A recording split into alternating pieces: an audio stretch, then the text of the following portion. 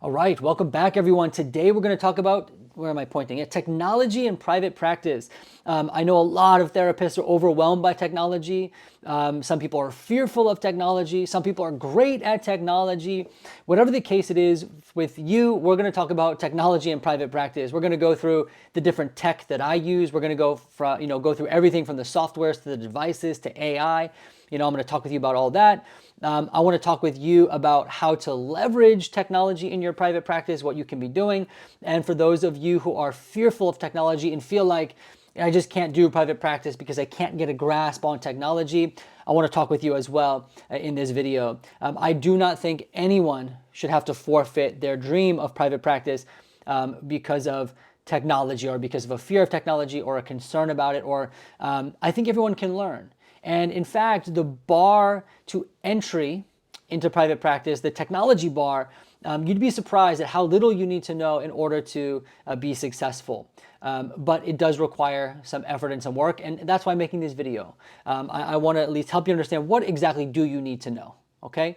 So without further ado, let's jump right in. Well, here's one thing. If you don't know me, my name is Matt. I'm a therapist in private practice. I'm very excited about private practice. I really like it.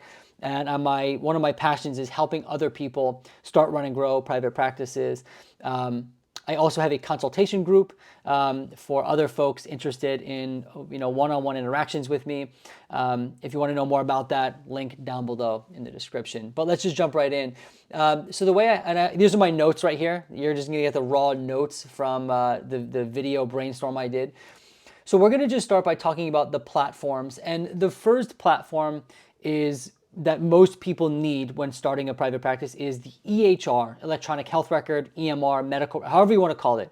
It is basically the backbone of your practice. All right. Now you can be someone who takes paper notes and writes things down and stores things in file cabinets, but this is antiquated and in fact is not sustainable. It's not scalable, and it's too cumbersome.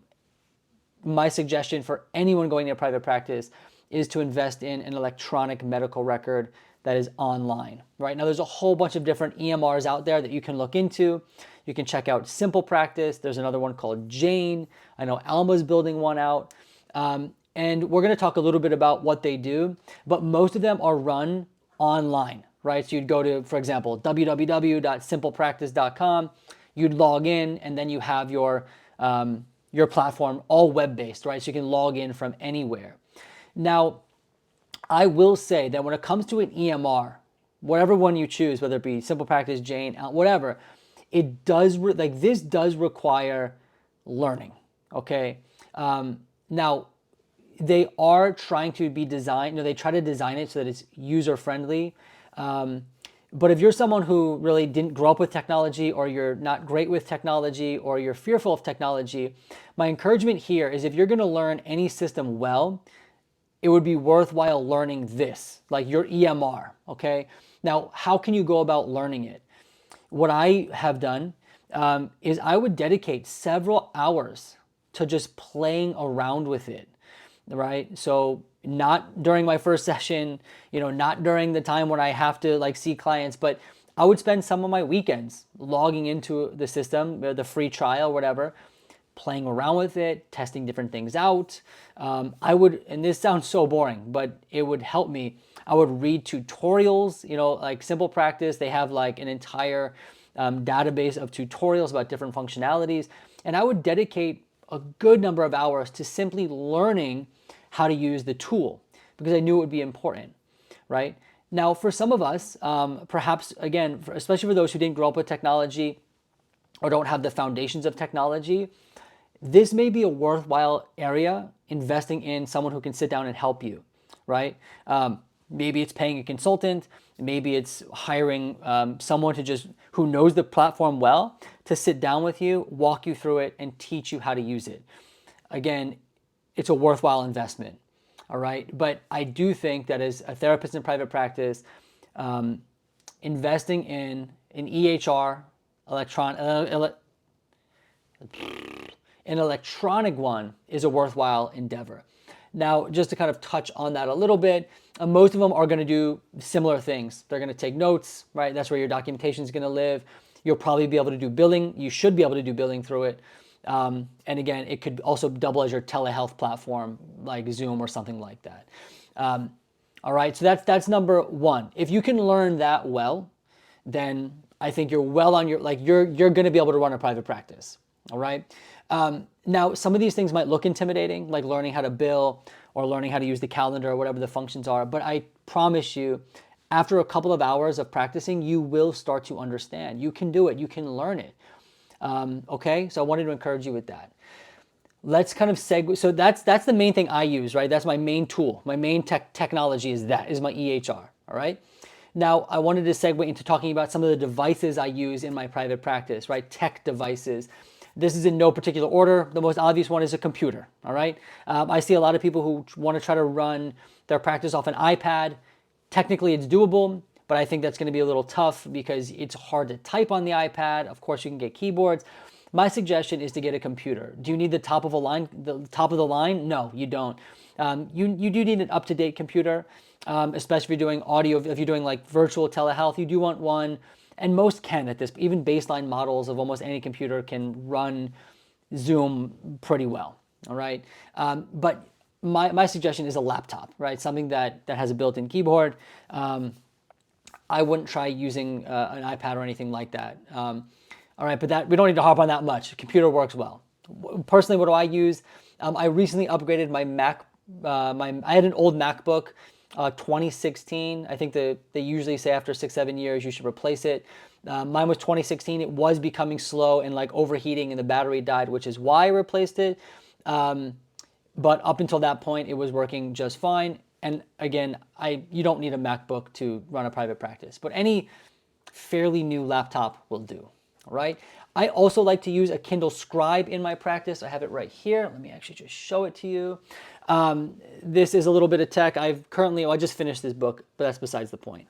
Why do I use a Kindle Scribe? I sometimes like to jot down personal notes or a to-do list on here. And mostly what I really like it is that when I have some downtime or if I'm in between sessions or if I want to reference something, all my books are right here. Even my kind of my more academic books, right? So things about ADHD, right on the desk. So I really like having that available. And then sometimes I like to write things out for clients and then I just hold it up to the camera, whether it be this is the Kindle Scribe, so you can write on it. And so I'll draw a diagram or something, and that's kind of my screen share with the client sometimes. All right. I also have a camera. You can't see it right now. Obviously, I'm filming on it. It's hooked up. But I use a camera like this. Let me pull it there. Like this, right? This is overkill. I don't think you need this.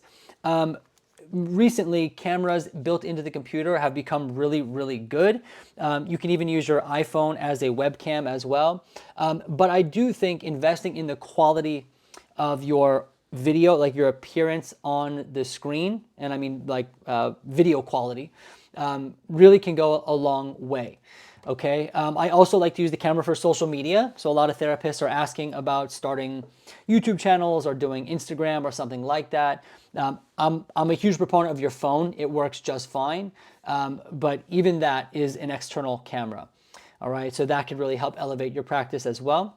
A microphone. This one's overlooked a lot, okay? I have different microphones laying around. I mean, this is this weird thing that looks like a gerbil or a mouse. This is a microphone, right? But I think most computers, their microphone is not very good, especially if you compare it, right? But without getting too techie, like this is a microphone that I would recommend people. This is the Rode Wireless Go.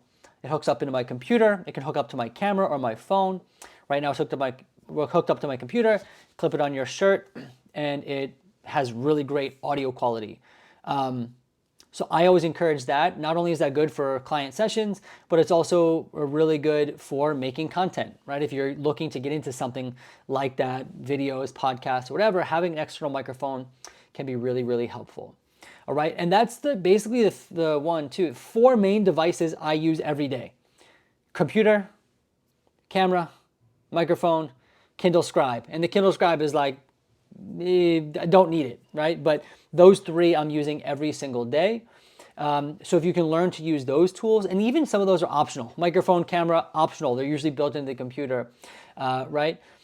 We're well on our way to running a practice and using tech, okay?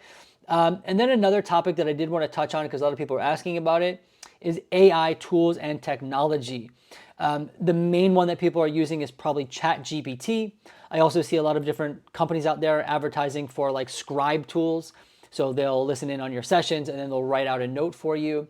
At this point, I don't think those tools are great for like, I timed myself. I used the scribe tool for a little while. I'm still able to type a note quicker using a template. So it wasn't saving me much time. Does that have potential? I think it really does. But right now, I'm currently using ChatGPT at times to help with a couple of things. I use it to help me brainstorm ideas, right? So I'll type in, I'm looking to make a video about this, or I want to know more about this topic. Can you give me some ideas? So it help me brainstorm. You use it to help you prioritize. So if you have a whole bunch of tasks you need to do, you can actually type it into ChatGPT and it will help you kind of prioritize which one should be done first and how to go about doing that. I also use it to help me generate emails. So I sometimes will, have a bunch of emails to send and, I'll have a rough thought about what I want the email to say, but I'll give ChatGPT a prompt. Hey, I want to respond to this person with this tone.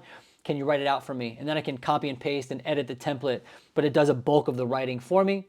And then also you can have it generate lists for you, so you can have it generate to-do lists, maybe different lists about ideas and things like that. But right now I'm kind of just using it as like an assistant and I'm not using it all that much, to be honest. I think the AI is like getting there, but for most of the stuff I do every day as a clinician, I can do it more quickly myself with templates. But those are some of the ways I have been using AI in my practice at the moment. So if you're someone who's just, freaked out by technology and you're just trying to get the foundations, don't worry about AI unless you think it can make your life easier. But oftentimes, especially for people who want to get more familiar with technology or trying to like just hone in on the basic skills, AI can actually become a burden because it sometimes has people skip the foundational skills. But you still need those foundations to work AI well, okay? So that's pretty much like all the technology that I use in my practice, right? Like that's it. It's really not that much. If you were to walk away from this video and focus in on one thing, I would encourage you to master your EHR as much as you can, all right? Block out a couple hours, just sit down and play with it. Get on the phone with customer service. Hire a consultant if you need to, someone who knows how to work it well, have them sit with you. It might be a worthwhile investment. And I think if you can learn that one, you'll be well on your way. I hope this discussion was helpful. I know there's a lot more we can talk about in terms of technology and private practice, but I hope this is a good entry way for those of you who really want to work on this and improve this. If you have other questions, please let me know. You can leave a comment down below in the description. Other than that, though, I look forward to seeing you in the next video.